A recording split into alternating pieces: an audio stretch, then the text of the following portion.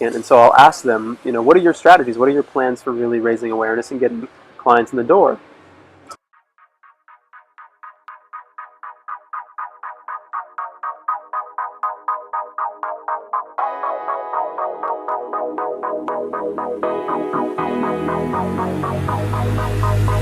If you want to get high, let's meditate. Hey guys, Andrew McFarland here from StartAJuiceBar.com here in Ubud, Bali at one of my favorite cafes. I feel like I have these romances with different cafes. I'll stay at one cafe and go there every day for like a month and then go to another one and so on and so on. So I want to talk to you guys today about marketing your juice bar business. This is one of those things that I'm sure you guys are aware of is so important, but if you're anything like me, you may not actually be aware of how important it truly, truly is. It took me a long time. It took me really being in the juice business for a while before I really understood how powerful marketing is in driving sales and just contributing to the overall success of your business. A lot of times I will look at business plans from clients and potential clients, and I look at their budgets and I see that their marketing budgets oftentimes really aren't that significant. And so I'll ask them, what are your strategies? What are your plans for really raising awareness and getting clients in the door? And their response will be something to the effect of, well, we're really planning on having a lot of word of mouth marketing. People are going to come into our juice bar and they're going to enjoy the product so much, the service so much, that they're going to tell their friends, they're going to tell their family. And while this is all fine and dandy, it's great, but you can't just rely on that, because who's to say you're going to get enough people in your door initially to even create that sort of momentum and viral loop of people then telling their friends and telling their friends. And so, granted, you should have a good location, and that should in itself be building awareness and buzz, but you can still increase your sales through raising awareness from people who just aren't simply driving by your store or walking in front of your store. There's a whole, there's a whole market of people out there who you can tap into through other forms of marketing. And so I want to emphasize this because I'm sure if you're anything like me, and I'm sure most of you are, that you're realizing this is important, but you may not understand how important it is. And obviously for those of you who have taken the online course, I go through a whole 20-minute video and talking about different marketing strategies. So if you haven't taken the course, I highly recommend that you do. And while I'm on this topic, if you're not on the mailing list, there's a link below. I release exclusive content on the mailing list that I don't release on YouTube.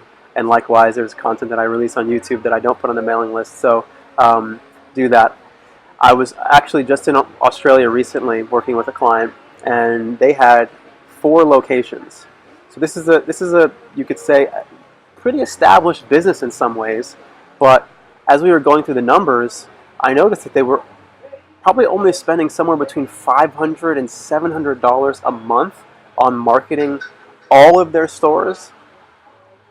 And as I was going through these different strategies and things that they could do to really expand their sales quite significantly, it just, for me, was a reminder that even businesses that can be somewhat established and somewhat mature still may not understand the power and the value of marketing. Now, this is a business that was doing okay. They were probably, some of their stores were breaking even. They were probably making some money on some stores, and then they were losing money on other stores. So all in all, they weren't really thriving yet, and that's why I was there to support them. And one of the biggest things that they were lacking was a clear marketing strategy and systematic execution on that marketing strategy.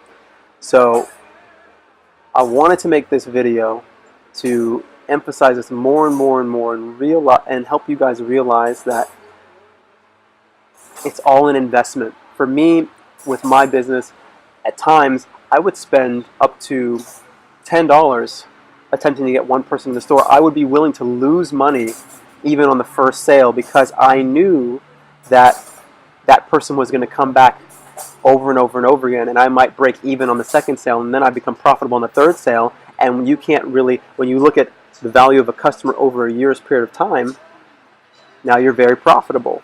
So sometimes people don't understand the value of this, and so, as I say, cheap is expensive. You're trying to save money up front, but in some ways it's oftentimes the wrong place to try to save money. You have to think about this. The only reason you guys are aware of who I am and what I do is because of what I'm doing on YouTube, which you could say is one form of marketing. And I also run paid ads online for my consulting service, as well as for my actual brick and mortar businesses through Instagram, through Facebook, through Google, so many different places. And so if you want to learn more about this and you feel like you need help, because yes, I am aware that marketing is kind of almost it's a whole different sector. Knowing how to make juices and run a brick and mortar business is one thing, right? And being good at that, but then actually understanding how to market a business is a completely different thing, which is why sometimes it is helpful to consider hiring somebody or just really getting mentorship, because it's definitely something you don't want to overlook and underestimate the value of. So that's the message for today. This is Andrew McFarland from StartAJuiceBar.com. Hope you guys are feeling amazing. As always, wishing you guys a lot of success, and I'll see you soon.